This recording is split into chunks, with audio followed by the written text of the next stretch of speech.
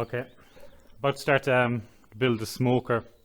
It's going to be a different smoker. Anyone who does any American style smoker with offset or reverse flow, or vertical even actually, there's going to be a bit different to all of them. I'm taking a bit of all them smokers, kind of putting it into one. This is an offset smoker. Air goes in, hits the fire, then just passes through the cooking chamber over to the chimney. I know anyone who does any kind of smoking will know this already, but I'm just going to go through this to show you my idea for my smoker. And some of the problems, the offset smoker is kind of in the middle of the road of the three smokers for the most efficient, because the heat travels straight past the food and up. But this side of the smoker is always hotter, it's colder, and if you've got a small smoker and you've got like ribs, you have to take them up, turn them around, because it'll be burning on one side. I think that's mostly it there. Then there's a reverse flow smoker. It's more or less the same design, except the chimney's on the other side and you've got a solid baffle in here, so it doesn't let the smoke up here, or the heat. So the air goes in, gets hot, travels along here, and as it travels here, it kind of equalizes, I suppose I can say. By the time it comes around here, the whole cooking chamber is kind of the same temperature. The only problem with this is side, but it does use more. Then it comes to the vertical smoker my brother's using. These are the most efficient, because like the fire heats the air and it just goes straight up where it would naturally go, so it doesn't touch the walls of the smoker like here and start to cool down, and just goes straight out the top. They're the most efficient, but you're limited by the room of your cooking surface up here. So the firebox is right in the middle, as it would with a vertical smoker, so the heat goes straight up into the cooking chamber. It doesn't have to go horizontal anyway and start losing heat. So it's straight into the food. What's going to be here is two kind of baffles, so kind of like a drip tray as well, and it'll run down into water pots.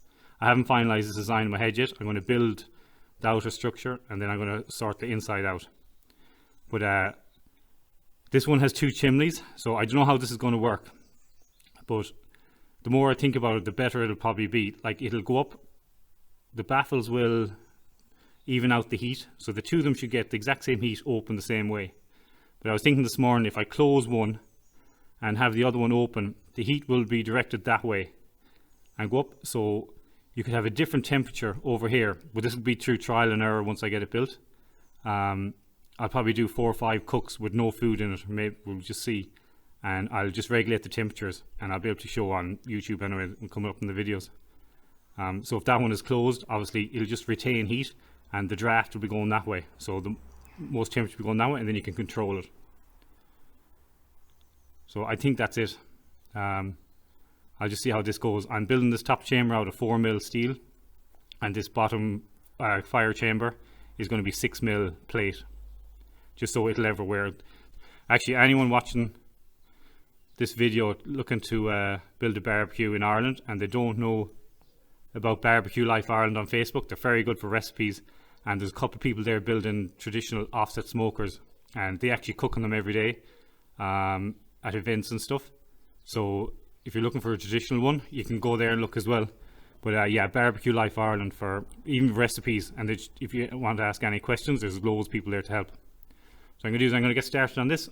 First thing I'm doing is cutting out this chamber. I've got about 3 hours here, so this is 4mm thick 8x4 sheet. So my plan is to cut down that way into foot sections. I'll have 8 of them, and then I'm going to weld them in a, I'll have to come back to this as octagon. And this is my fire chamber down here. That's going to be cut into 8 sections, welded into an octagon and put under the bottom. The thing I like about this design is the fire chamber will be right in front of you, so you can just do the fire in there. If you're limited for space where you live, it'll be good. And I'm going to leave this a bit longer than it looks in this picture here, and then I'll be able to put wood in there and let it dry up and crisp up if you're burning wood. And so when you put it in the fire, it'll light straight away and you won't have any bad smoke circulating through your chamber. It'll be already warmed up. And I just have to see how it goes from here on, because I know what I'm doing here and here, the legs. I actually don't have the chimneys yet, and I don't have any racking. And we're in the lockdown. I only bought the steel just as things got closed down, so I bought them quick. And I actually totally forgot about racking, so I don't know how far this will go. We're going to try and get as much into this one video, but there might be 2 or 3 videos of this build. Alright, the rest is going to be a time lapse hopefully.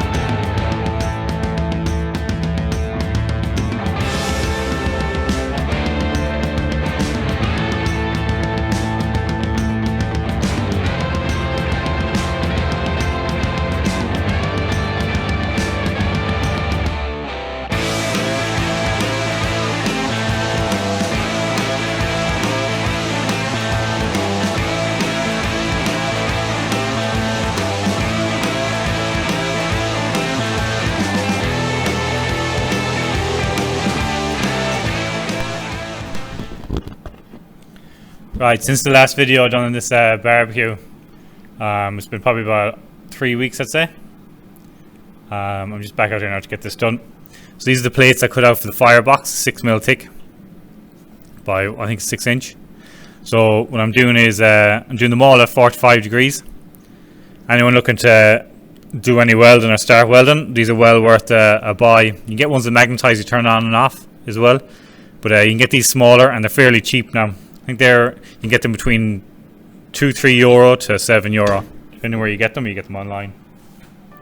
It's a perfect square, right angle there, and these are the 45s. So what I'm doing is I'm coming the 45 off the base plate, just give me 45-degree angle off that way.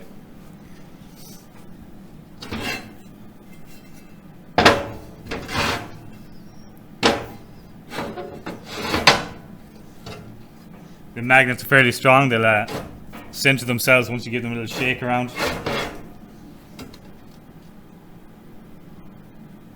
That one didn't look too good. So that's touching the ground there now.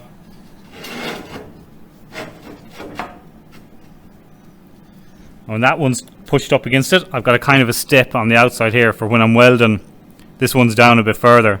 So when I'm welding these, I'm going to pull these a bit off the ground, just so that corner meets that corner perfectly, and it'll be easier. And then on the other side, there'll be a kind of a gap like that, and then I fill in that gap with a weld. It'll just make it easier. I'm going to lift them off the ground a small bit. To do that a bit better.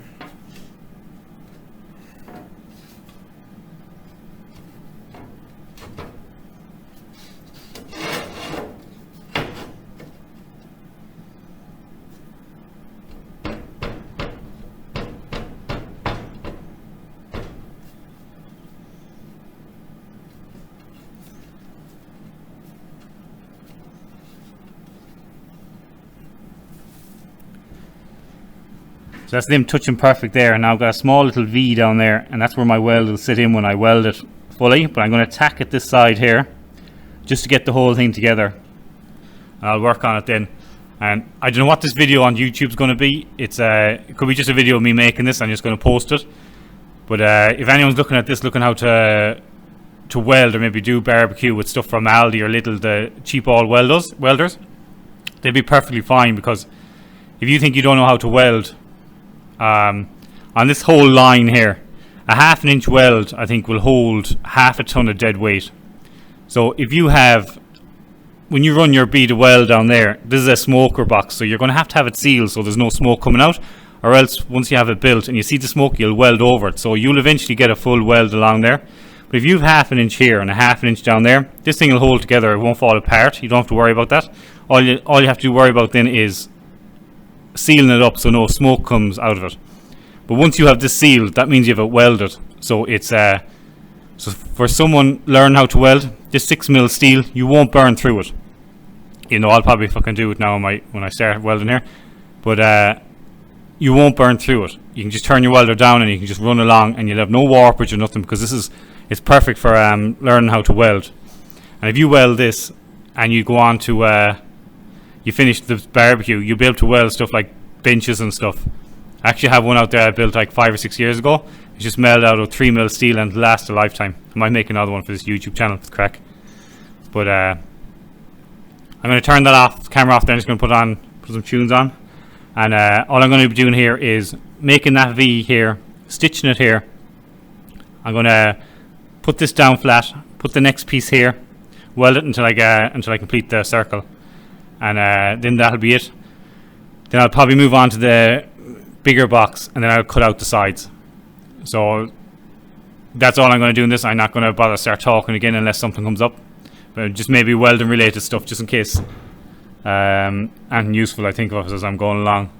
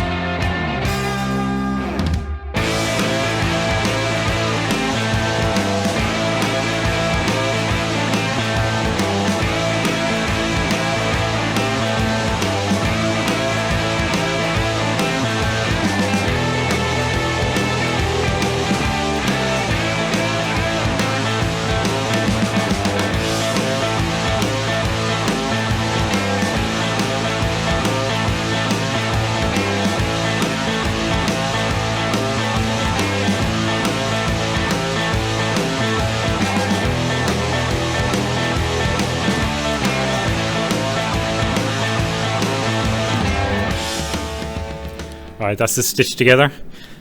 This is the reason I wanted to leave that V on the outside here. So now my weld will just sit in there nice and easy. So I can just run a bead along there quickly, and it should be just sticking over like this, and I can just grind that off, make a nice, see it there, that'll make a lovely little V for the weld to sit in. So when I'm welding now, for anyone welding, learn how to weld or whatever, you need your let me see, I can show it here. You need the weld to melt the two pieces, and you'll hear a lot of welders on about penetration. So if these were butted together here like this, you want your weld to go down, penetrate into it, and up the other side. So if these were stuck together, I'd have to heat this a lot more just to get the weld in there. But now, because there's a gap, all I'm doing is welding this edge, and then filling the gap in. So I've got a full penetration weld there. And it makes it a lot easier, a lot quicker for me to weld it and clean it up afterwards. When I made this is, I think it's 2 foot long. I could have done it, I'd say I could nearly half it. Would have been a perfect size this, because I'm reckoning this smoker will use feck all fuel.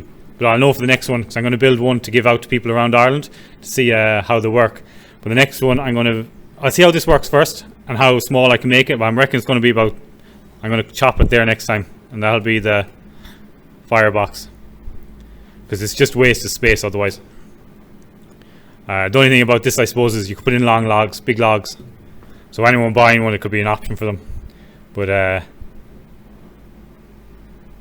this should be able to run just on like Weber briquettes and stuff like that, or just with small little chunks of wood. You won't need to run it on wood, but I suppose if somebody has wood, they could do. Right, so I have to make a side plate for this. What I'm going to do next is I'm going to weld these together to make the cooking chamber.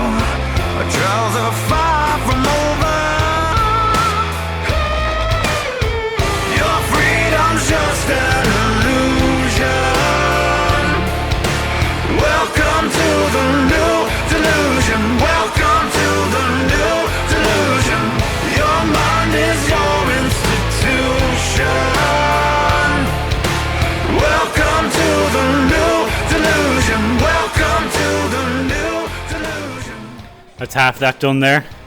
So I'm going to take that off, stand it up on the ground so it stands up straight. I'm going to do the other half, and then I'm going to join the two together, standing up straight. I'll come back to when I'm doing that. It's just I'm having to put big welds here just to make a kind of a bridge, just to stop it falling apart. But if I come over the arch where this is pushing out now at the moment, so they're kind of being pulled apart. But if I go over the top, these will be falling down and they'll just fold in. So yeah, I'll do the other, put this standing up, I'll do the other one, I'll come back then.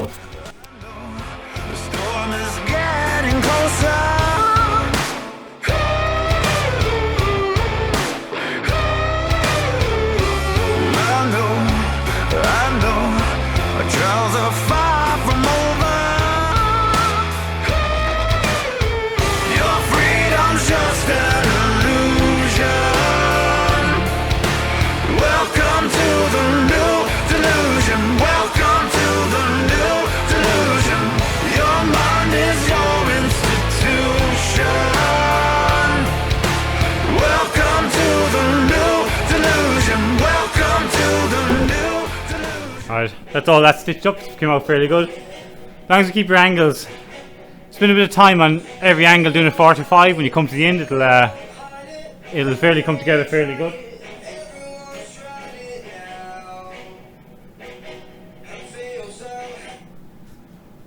What I'm going to do here now is I'm just going to line this up here. This is going to be my edges. So I'm just going to line that up there, and hopefully I can get the two sides from the one. Oh, I can't, that's more than 2 foot. Let me measure that quick. Alright, I can't get it. For some reason I thought it was 2 foot, but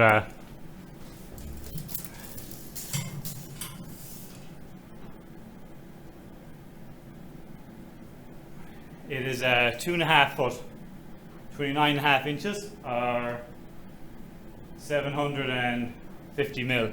So that'll be the rack for cooking on. And I might have 2 racks, but that'll be one rack that size, and this is 4 foot.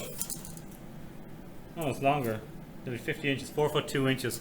So it's a massive cooking chamber. So for this being my first one, I'm kind of glad I done my firebox so big, just in case it needs that bit extra. I can always put a bit less in, but I can't put more into the firebox if it was too small. So if it does need to be a bit smaller, that's grand, but it won't make a big difference. But I might need a firebox that big for this smoker. Normal offset smokers and reverse flow smokers, the firebox has to be 1/3 of the cooking chamber size for the flow. But because this is a vertical smoker, I'm hoping that should be lows, because it's coming straight up into it, it's going to be hot.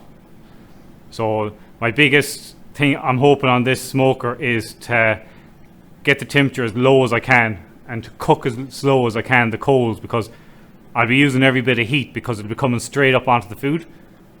So my biggest thing would probably be slowing it down. So when I'm making this, getting my vents and my doors airtight would be my biggest worry, because I might have to run this with it absolutely closed. I don't know yet, but I need to make sure I have that option.